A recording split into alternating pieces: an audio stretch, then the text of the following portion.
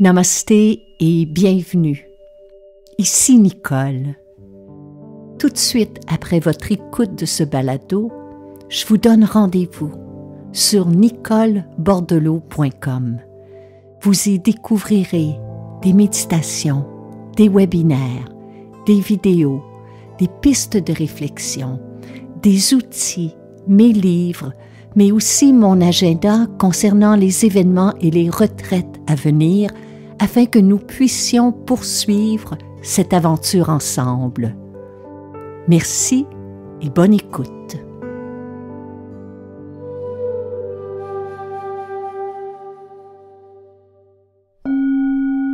Heureuse de vous retrouver. Bienvenue à un autre épisode de Nicole Bordelot en balado.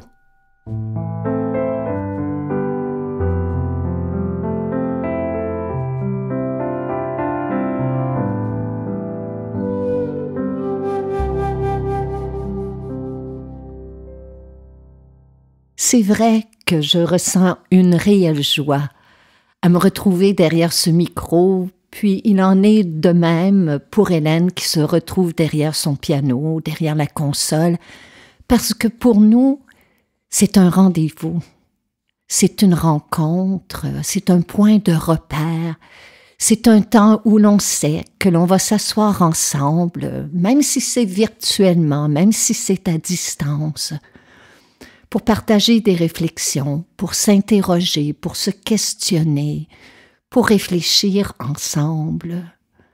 Puis j'aimerais commencer ainsi à vous souhaiter la bienvenue, puis vous dire merci. Un vrai merci, un sincère merci, et tout particulièrement à ceux et celles qui nous ont offert et qui nous offrent un soutien à travers un don. Peu importe le montant, vous n'avez aucune idée à quel point ce geste-là est important. Il nous permet de continuer à réfléchir, à peaufiner, puis à poursuivre cette mission.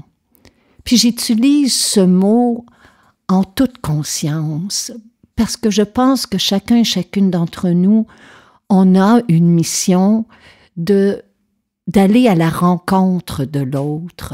On a tous et toutes quelque chose à partager, quelque chose à apprendre, quelque chose à enseigner. Puis, c'est un peu ce qui nous amène à vous proposer le thème d'aujourd'hui. Parce qu'il fut un temps, récemment même, où on se disait « Notre monde change ». Mais on ne peut plus dire cela. Notre monde a changé. C'est une évidence. Peu importe où nous sommes en ce moment, notre monde a changé. On le sent. Il y a un virage qui s'est amorcé. Il y a une transition qui s'est enclenchée. Nous sommes dans un grand virage. Certains d'entre nous le sentent personnellement, dans leur vie de tous les jours. Il y en a d'autres qui le sentent professionnellement. On le sent socialement. On le sent économiquement, politiquement. On le sent aussi spirituellement. Puis lorsque nous sommes dans un grand virage, lorsqu'on amorce un tournant, on sait ce que l'on laisse derrière. On sait ce qui est appelé à se transformer, mais ce qu'on ne sait pas, c'est comment tout cela va prendre forme. Vers quoi cet ailleurs, entre guillemets, va nous mener, on ne le sait pas. Comment s'y acclimater? Et comment, chemin faisant, explorer et travailler avec nos résistances au changement? C'est notre thème de cette semaine.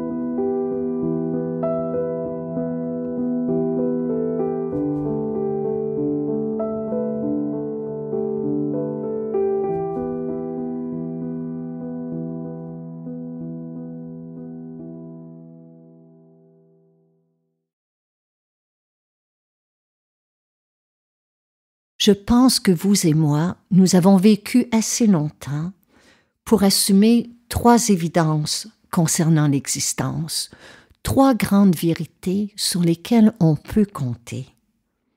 La première, c'est que nous aurons inévitablement à faire des deuils, des pertes, mais nous aurons aussi d'autres moments, d'émerveillement, de joie, de découverte. Nous aurons à vivre des succès comme des échecs, parce qu'il n'y a aucune vie qui n'est exempte de beauté, de bonheur, comme il n'y a aucune vie qui n'est exempte de perte et de souffrance. C'est une des grandes vérités concernant l'existence. La seconde, c'est que peu importe ce qui se passe en ce moment, rien n'est figé éternellement. Rien ne dure pour toujours. Toute situation, toute condition est vouée à changer.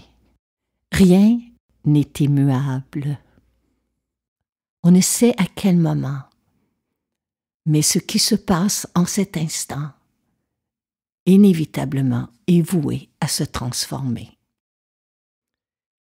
Et la troisième évidence, elle nous concerne, parce que nous sommes le monde.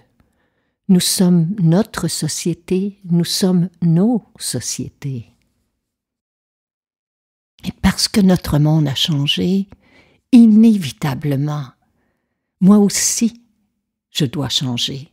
Il y a quelque chose en moi qui doit se transformer pour s'acclimater, pour mieux vivre avec ces grands bouleversements. Parce que si je reste figée dans ma manière de penser, dans ma manière de voir l'autre, si je m'accroche à mes opinions, à mes idées fixes, à mes certitudes, à mes croyances, si je ne fais pas place à la souplesse mentale, à l'adaptabilité, inévitablement, le moindre changement va créer chez moi de l'anxiété. Nous sommes des êtres qui peuvent s'acclimater, s'adapter. Nous sommes des êtres résilients. Nous sommes des êtres courageux, mais nous sommes aussi des êtres contradictoires. Il y a une part de nous qui s'agrippe au passé. Il y a une part de nous qui s'accroche au familier, au connu. Il y a une part de nous qui refuse de laisser aller. Il y a une part de nous qui résiste. Notre mental adore se raconter des histoires sur qui nous sommes, sur les autres, sur ce que nous sommes capables de faire ou non. Il s'invente des scénarios, il crée des petits drames personnels qui renforcent en chacun de nous le sentiment d'être différent, d'être séparé des autres, de ne pas posséder les capacités nécessaires pour faire face au changement. Dans la nouvelle édition de l'art de se réinventer, je partage que lorsque je ressens personnellement de la peur ou du jugement, je m'interroge à savoir à quelle conviction, à quelle perception suis-je en train de m'agripper.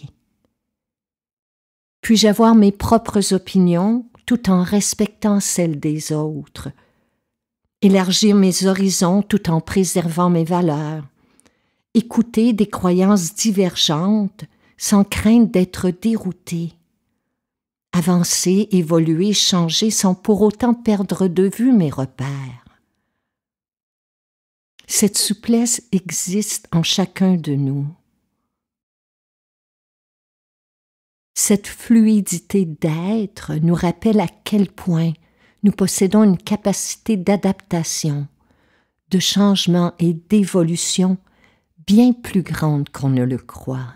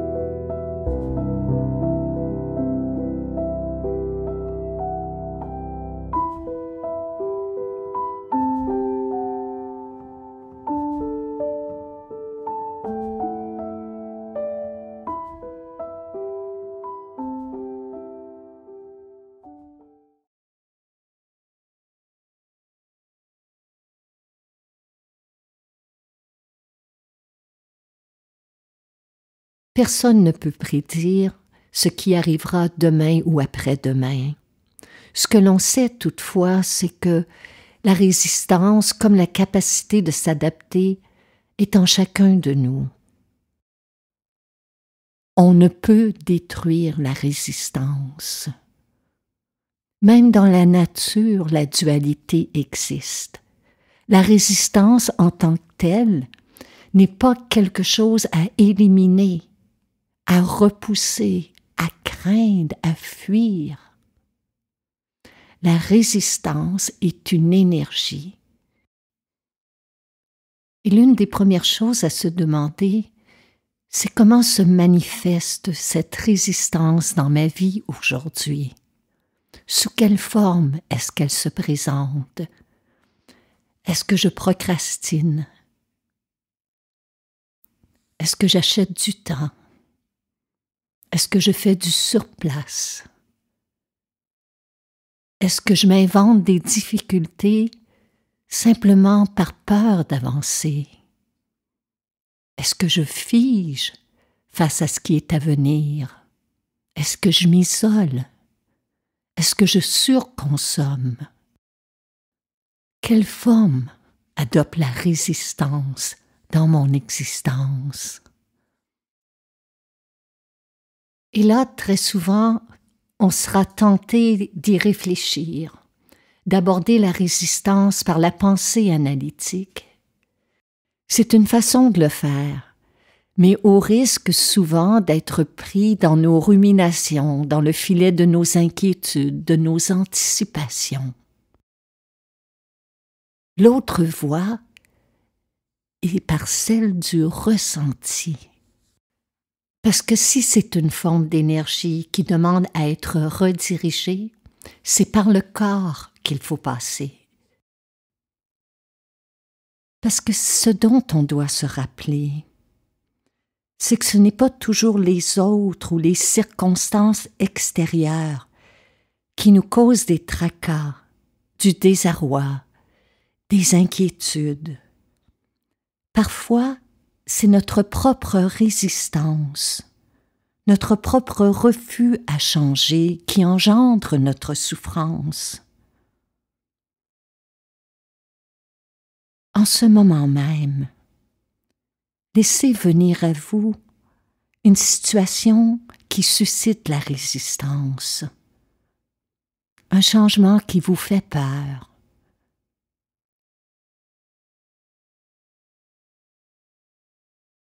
Puis juste pour cet instant, mettez de côté tous les éléments extérieurs et faites simplement ressentir intérieurement où se loge cette résistance. Concentrez-vous sur vos ressentis.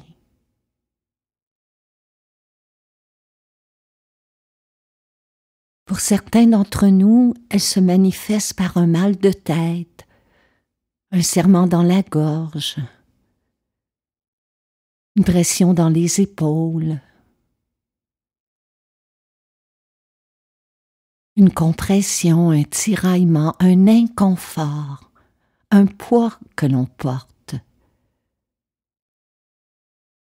Simplement diriger notre attention sur une partie de notre corps qui semble porter cette résistance. L'approcher avec le souffle.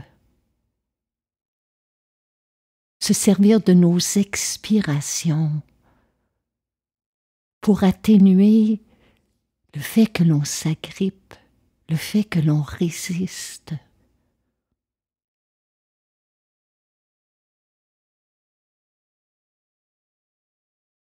Sentez que chaque fois que vous expirez, vous laissez aller un peu de résistance.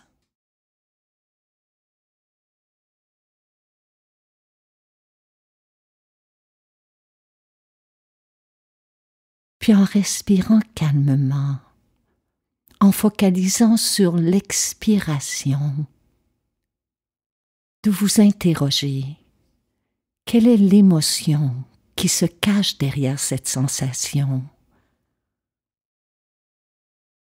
Est-ce la peur, du déni, la colère, du chagrin?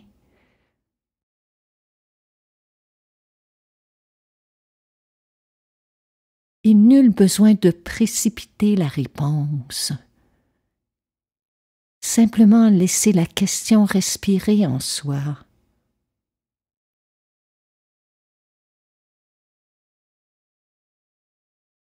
Puis apporter une étincelle, une lueur de curiosité à cette étape de ma vie. Si je choisissais de m'ouvrir à ce changement, à amorcer ce tournant, à entreprendre ce virage, avec quelle attitude pourrais-je envisager cette situation? Dans quelle direction la vie tente-t-elle de me mener?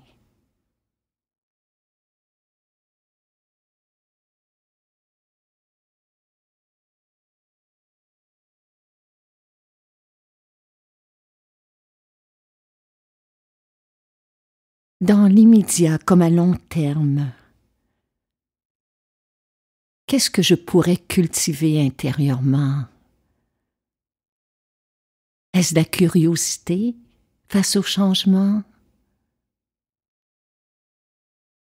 De l'ouverture? Une plus grande disponibilité?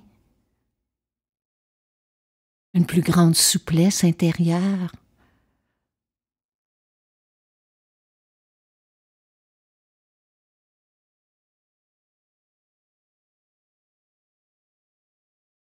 Je pense qu'on peut débuter avec ce travail d'introspection et simplement laisser toutes ces questions respirer en soi.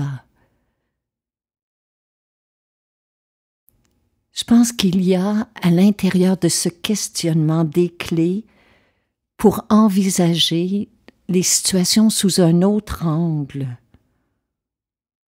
Ça nous permet aussi de découvrir qu'il y a en nous des ressources pour faire face à la transformation.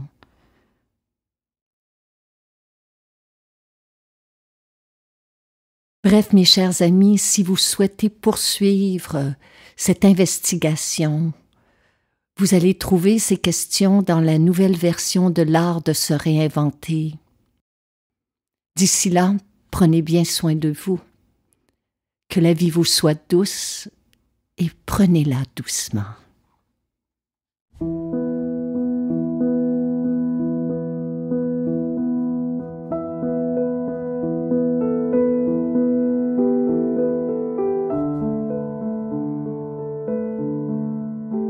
Cette série balado vous est offerte gratuitement. Toutes les fois où vous soulignez votre appréciation à l'aide de 5 étoiles et que vous écrivez un commentaire sur les différentes plateformes, cela nous encourage. Si vous appréciez notre travail et que vous pouvez nous aider à soutenir financièrement cette création, vous pouvez faire un don. Toutes les manières de le faire sont inscrites après la définition de chaque épisode. À l'avance, un grand merci.